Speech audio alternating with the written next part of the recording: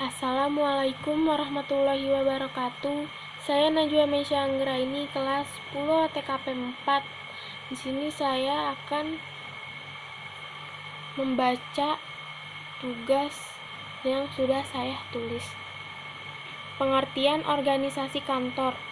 Secara etimologi, istilah organisasi berasal dari bahasa Yunani, yaitu organon atau dalam bahasa Latin organum, yang berarti alat, bagian, anggota atau badan. Sementara itu, secara definisi, organisasi adalah kegiatan susunan yang terdiri atas bagian-bagian orang dalam perkumpulan untuk mencapai tujuan tertentu. Kelompok kerjasama antara orang-orang yang diadakan untuk mencapai tujuan bersama. Beberapa ahli mengemukakan definisi organisasi sebagai berikut.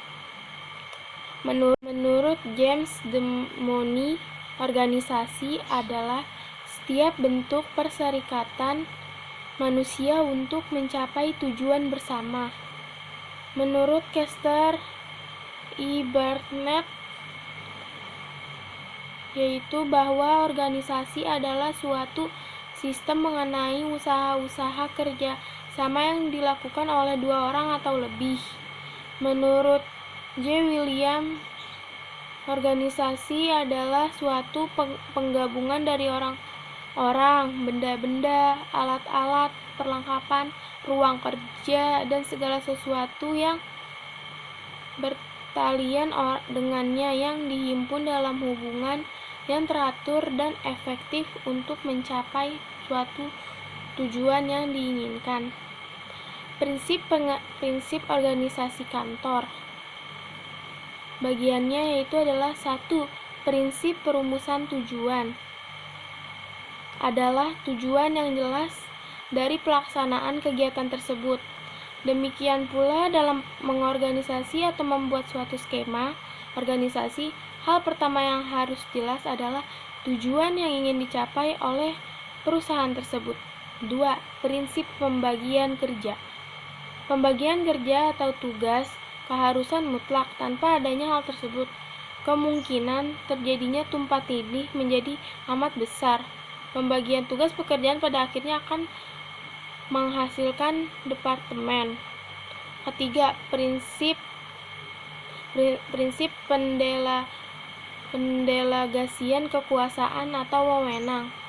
Dalam pelaksanaan kegiatan, setiap pimpinan harus memperoleh delegasi kekuasaan atau wewenang yang diperlukan agar dapat melaksanakan tugasnya dengan baik. Wewenang atau kekuasaan mempunyai beberapa aspek, antara lain dalam hal mengambil keputusan, menggunakan peralatan, memerintah, dan pemakaian waktu tertentu. 4. Rentang manajemen. Prinsip ini seringkali disebut dengan istilah berbeda-beda, seperti span of authority, span of control, span of management, atau span of managerial responsibilities. Dalam bahasa Indonesia, istilah lain yang digunakan untuk menyebut prinsip ini adalah jenjang pengawasan, jenjang kekuasaan, dan rentang manajemen.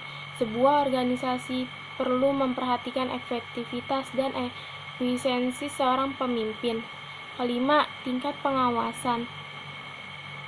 Sebuah organisasi dalam mencapai tujuan yang telah ditentukan harus dipastikan dengan selalu menjalankan sistem pengawasan. Tanpa adanya pengawasan akan sulit untuk mencapai tujuannya.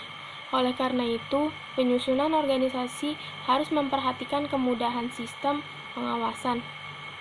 6. Kesatuan perintah dan tanggung jawab. Dalam sebuah organisasi, seorang bawaan biasanya mempunyai atasan. Melalui atasan tersebut, ia menerima perintah, dan kepada atasan tersebut pula ia memberikan pertanggungjawaban atas pelaksanaannya tugasnya. 7. Koordinasi. Prinsip yang tidak tahan kalah pentingnya dalam organisasi adalah prinsip Koordinasi. Prinsip koordinasi adalah usaha mengarahkan kegiatan seluruh unit-unit organisasi agar tertuju pada pencapaian tujuan organisasi secara keseluruhan.